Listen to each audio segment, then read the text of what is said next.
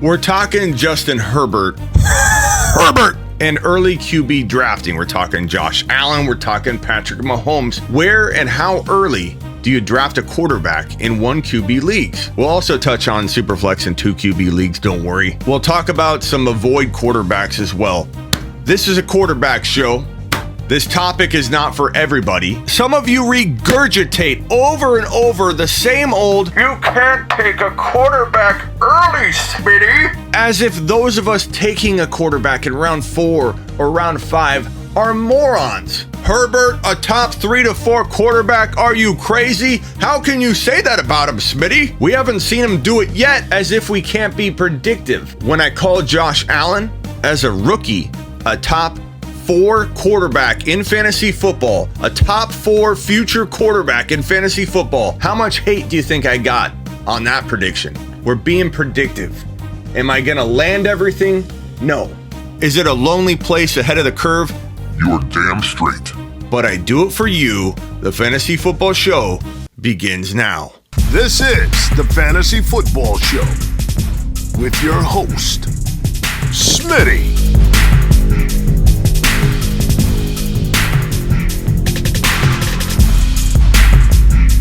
Top 5 running back.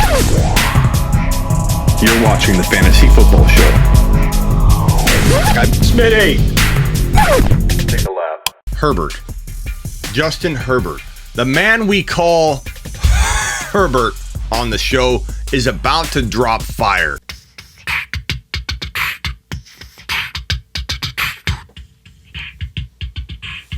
Herbert the goat, he'll punch you in the throat. Oh, Herbert the goat, he'll punch you in the throat. But the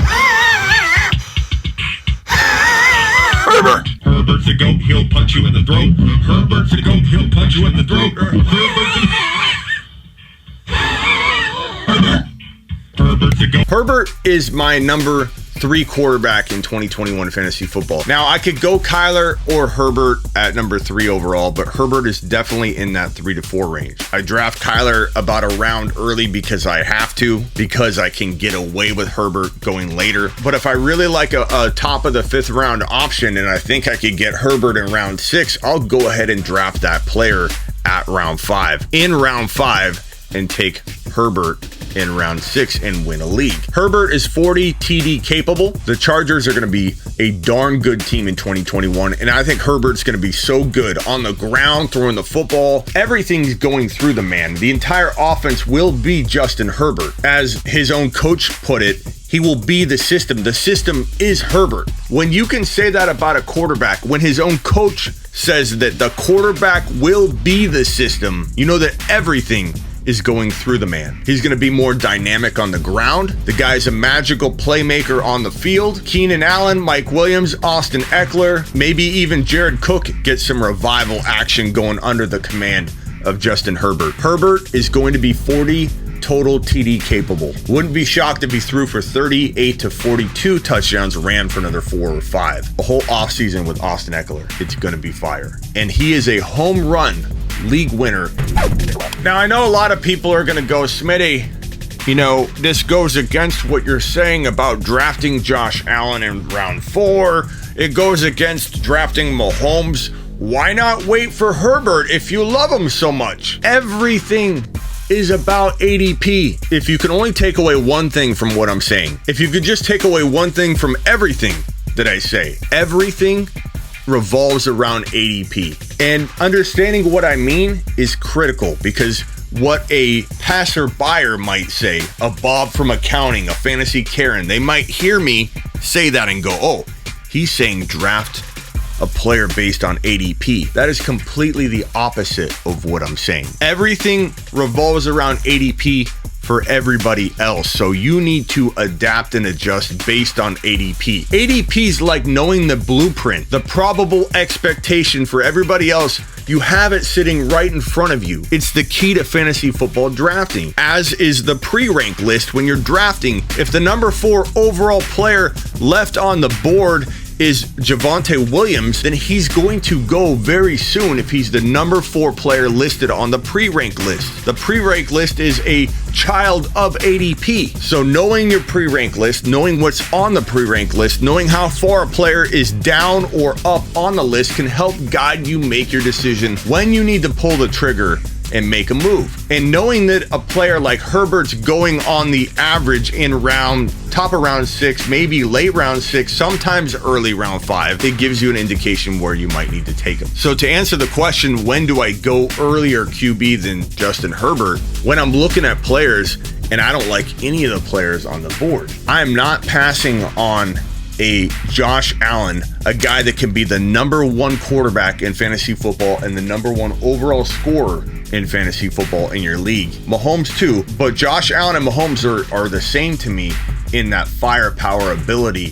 that they have to outscore every other player in fantasy football in 2021 and beyond. Anytime you can get a player like that, whether it be Mahomes at 3.10 or Josh Allen at 4.09, when there isn't a CeeDee Lamb staring me in the face at 4.09 and I'm left between a good player in Robert Woods, but a Robert Woods or a Mike Davis, who I do like, Josh Allen is not only in tier 1 at his position, he's arguably the number 1 overall player at his position, period. Mike Davis, while I like him, he isn't anywhere near tier 1 or tier 2, and he's probably not even the top player inside his tier. Same thing can be said about Robert Woods. Whether you like Robert Woods or not, I can take Woods, I can take Mike Davis, I could take a Gaskin, all good players. One could argue that Gaskin at 4.09 or Robert Woods at 4.09 and Herbert later is a really good duo. But the player I'm getting where you're taking your quarterback, Herbert, who I love, that player is comparable to the player you're taking at 4.9 in my mind. Javonte Williams could go in round 6. Jamar Chase could go in round 6. DJ Moore could go in round 6. Jerry Jeudy could go in round 6 or round 7. While I love Herbert, and if all the things fall correctly for me and I get a CeeDee Lamb in the 4th round, I'm taking CeeDee Lamb over Josh Allen because he could be in tier 1 at his position. He's a top 5 wide receiver in my mind. Josh Allen is the best player available at 4.9 if I'm not looking at any of the players that might be top 5 or 6 at their position. It's what sends me in one direction or the other. Everybody keeps saying, Smitty, you like Herbert. How can you draft a quarterback earlier than Herbert if he's in your top 3 or 4? This is how. CeeDee Lamb. 8 times out of 10 at 4.9, Josh Allen will be easily the best player on the board. Nothing screams more home run to me than getting potentially the number 1 overall scorer at 4.09. You're talking about having Alvin Kamara, Antonio Gibson, Justin Jefferson, and Josh Allen. And for the fantasy Karen, they might say, but imagine Herbert and Woods. And I'm going to tell you, no, I love Herbert, but imagine Josh Allen and Jeudy. Everybody's comparing an apple to an orange when they talk about taking a quarterback early. And I have to beat this into the ground every single offseason over and over. But I don't mind, because if it helps one of you stop looking through this narrow lens and saying the same thing over and over that you hear people regurgitate, taking a QB early in round 4 is a mistake because there's value later. I'm telling you I love the value later, and I'm still telling you that Josh Allen at 4.09 is a home run, a league winner. I'll even forego drafting my second running back if Josh Allen is the best player available at 4.09. Meaning I go Dalvin Cook, AJ Brown, Justin Jefferson, and then boom, you're like, well, got to take a running back. No, you take the best player available at every single pick. I don't care if I'm platooning a Javonte Williams and a Michael Carter and a Trey Sermon as my running back too. Doing a little bit of a dice roll to amplify my other positions and bank on my sleeper prediction of Javonte Williams. I love that team. Give me Kamara and DK and Jefferson and Josh Allen and Javonte Williams all day long. There is nothing wrong with going Josh Allen at 4.9. It wins you leagues if you go Josh Allen at 4.9, assuming CD Lamb or equivalent doesn't fall to 4.09. If you get sniped and Allen goes, let's say at 4.08 and you're at 4.09, or let's say you draft at 4.01 and Lamb's still there, I love Kyler in late 5 or mid 5. I love Herbie in mid to late 5 if I've gotta to reach a little bit to get him. We're talking 1 QB. So assuming you don't get a CD Lamb or equivalent, Allen is a lock in round 4, anywhere from 4.04 to 4.112. In fact, amend that, anywhere in the 4th round, assuming you don't have an option like CD Lamb or equivalent to make you want to go Kyler or Herbert later. Allen's a great 4th rounder for any draft approach. But if somebody says, Smitty, what if I have a top of the 4th round pick? Well, that means you have the 12 and 13 overall picks, right? So let's just say you go with Diggs and you're going to go bold like I would. I don't care that I'm reaching on this guy. I love using ADP to my advantage, but again, that does not mean you draft on ADP. It only is a blueprint letting you know where people are going to actually draft players. It is not guiding you. You need to understand what I mean by using ADP to your advantage. It doesn't mean you don't reach around the ADP if you feel like a guy's going to explode from that ADP value. It's all about taking advantage of other people, knowing their blueprint. So me, I'd go Gibson this high. I don't care if anybody doesn't like that. I believe in Gibson at 2.1. I'll reach a little bit to ensure I get the running back I want when all things feel equal, and he does feel like the best player available. He feels like he can compete with any of the wide receivers getting drafted here. DK Metcalf, Ridley. I like Gibson as much as any of those guys. And if you doubt me, if you're shaking your head right now, Bob, or you're about to type in the comments, Fantasy Karen, hey, this is ridiculous. Gibson? Tell me this, riddle me this. When week 1 kicks off, ask yourself, will Gibson be attainable? Will you easily be able to trade a Ridley or a DK Metcalf, who I love, for Gibson? Or will people be like, no, I'm not trading a running back for a wide receiver? Ask yourself those questions, because it tells you what the true value is once week 1 kicks off. This is not too high for Gibson at 2.1. So you got Diggs at 12, you got Gibson at 13, and I don't care if that's early. And then right here, let's say Clyde Edwards-Helaire falls, or if you got lucky, J.K. Dobbins or Jefferson, put any one of those 3 players right here. And then I don't hesitate to go Josh Allen. But in the case where we're saying I won't hesitate to go wide receiver, running back, wide receiver Josh Allen, meaning only one running back, let's say Jefferson did fall, I would do that in a heartbeat. I wouldn't hesitate to make Josh Allen the player I pick over a running back too, because again, I'm bold enough to go Javonte Williams and a platoon of guys like Williams and Carter, and I love that team. I take this team into battle every single day of the week. Maybe Keenan Allen falls here. Use whatever player you want that makes the process make sense for you, because it's the process, not the player. But my point being, I don't care if I've got one running back. It doesn't deter me away from Josh Allen as my 4th overall player taken in a draft as my 4th option. I don't have a ton of guys that I'm going to say, hey, stay away from this guy at all costs, because everything is around ADP. But there are some players I feel like are a little bit more worrisome than others. One would be Lamar Jackson. If he's going in the 4th round range and you can get yourself a Lamb or a Josh Allen, I'm going Josh Allen. I'm going Lamb.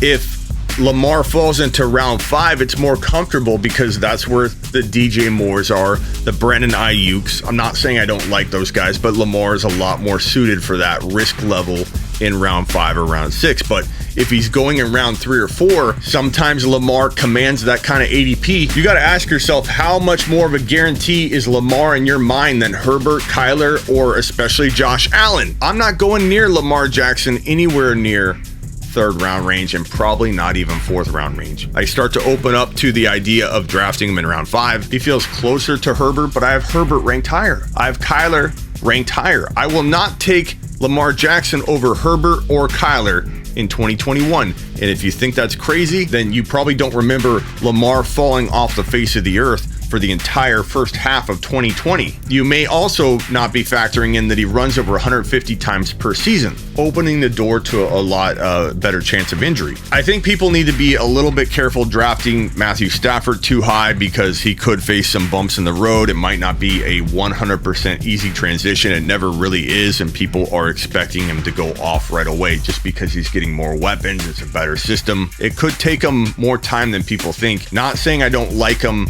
after Jalen Hurts and those quarterbacks. I do like them right around there, but if you're drafting them ahead of Brady and Hurts and A-Rod and Russell Wilson, then you're potentially setting yourself up for disappointment, I think, at least early on in 2021. I don't think top 6 quarterback numbers at some point will be out of the question, but I'm not going to count on that. I'd much rather have Jalen Hurts than Stafford in 2021, but that's me. Russell Wilson I love because he's going right around where A-Rod went last year when people had doubts about A-Rod. He's washed up. Oh my God, he's horrible. He was a steal. One of the biggest steals in fantasy football. Russell Wilson going around 7 or 8. He could be a top 4 to 5 quarterback in 2021. I don't care if he's been inconsistent. He's a top 5 potential quarterback at round 7.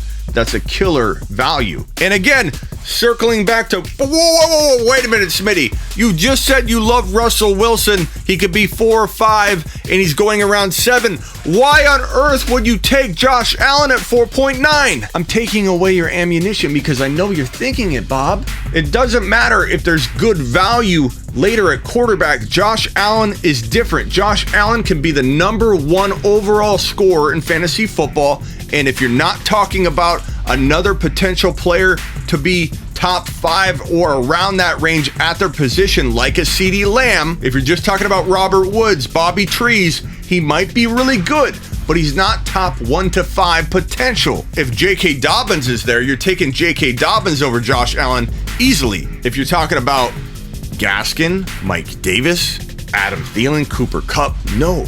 These guys are not top 5 potential at their position. Josh Allen is number 1 overall. Overall, not just quarterbacks, overall potential scorer. So let go of the value later. There's value later. Smitty, there's value later in the draft. You gotta go back in time, Marty. There's value. I went to the future. Smitty, there's value at quarterback late in the draft. I don't care. I don't care. I don't care if you can get a very good value at quarterback late in the draft. You're getting the number 1 overall value at 4.09. Stop arguing about it, Karen. Find all my content at Smitty1.com. That's got the link to my Hey Smitty text advice on-demand text service. I carry around 2 phones with me all day long. One is for you guys, the text service. The other is my personal phone. I carry them both around. You can find it at Smitty1.com or HeySmitty.com. Join me every Tuesday and Thursday on my show, live here on YouTube, 5 p.m. to 7 p.m. every single Tuesday and Thursday. The Fantasy Football Show live. And get all your rankings and bold predictions at SleeperU.com, all of which can be found at Smitty1.com. Be good. This is the Fantasy Football Show with your host, Smitty.